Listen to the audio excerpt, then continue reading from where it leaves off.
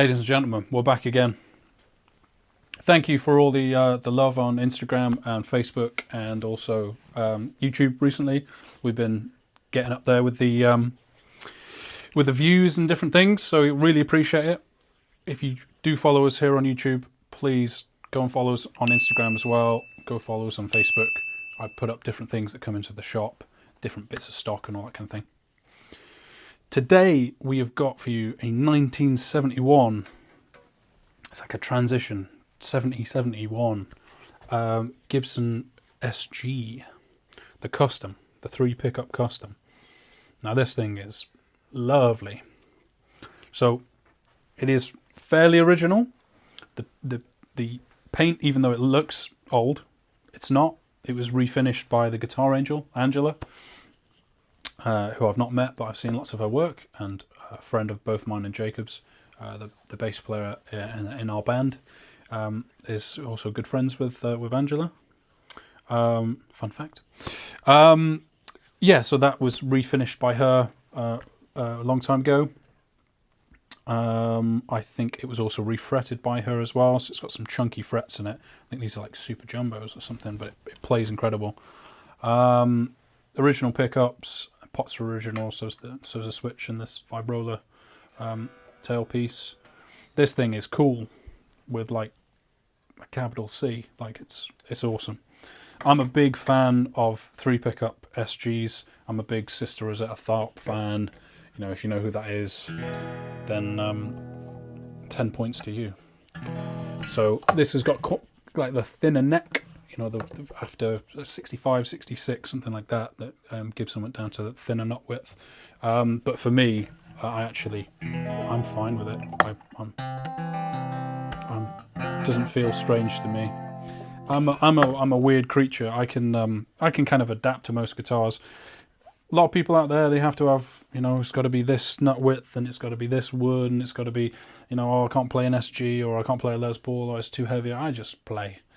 I think people are too fussy personally, but that's just me. There are some things that I just don't quite gel with, but most of the time I can just play it. Yeah, this thing is super, super cool, and the refinish that has been done is amazing. I mean, if I wasn't told that it was refinished, I would just expect that to be, you know, a 40-year-old, you know, coat of paint, and well, more than 40 years, isn't it? 50, yeah, 50 years coat of paint and a few marks here and there. So the gentleman that dropped this off is a good customer of ours, Mick. He also dropped off a Jazzmaster.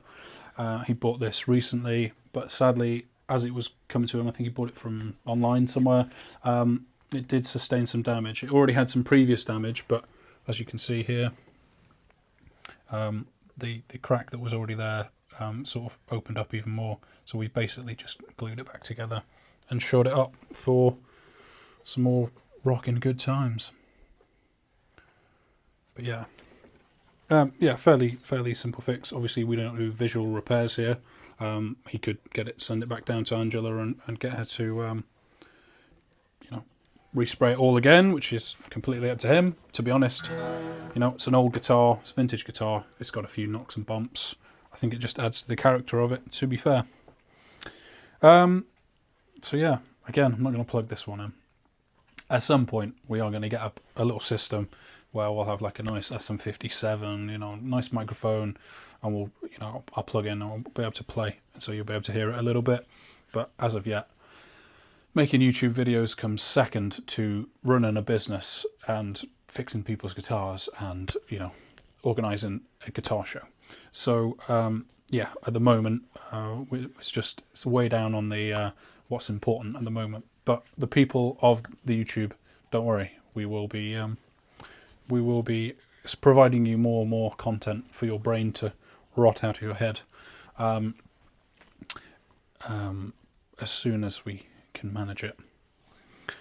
Anyway, that's all we've really got today. I just wanted to show it off because it was so beautiful and it was so cool. This might need a bit of adjustments on the fly. This is a wee bit. There we go. That's more like it. Maybe it's on.